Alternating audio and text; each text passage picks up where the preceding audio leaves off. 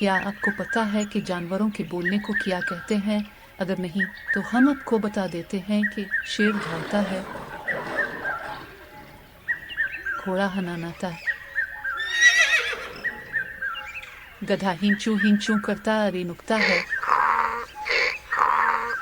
कुत्ता भौंकता है, हाथी की आवाज चिंगार कहलाती है। दिलचस्प बात यह है कि लफ्ज चिंगार मोर की आवाज को भी कहते हैं। बली म्याऊं करती है, गाय रानिकती है, सांड डकारता है, ऊंट बेलबेलाता और बगबगाता है, बिक्री ममियती है, कोयल कूकती है, कौआ काई काई काई करता है, कबूतर टरबोहे करता है, मक्खी भुनभुनती है,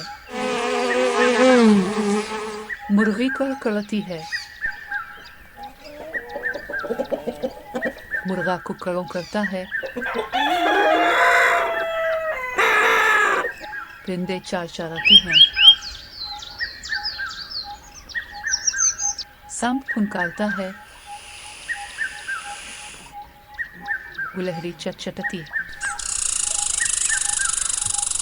मेंढक चोता है और आखिर में सबका पसंदीदा बंदर घिघियाता है।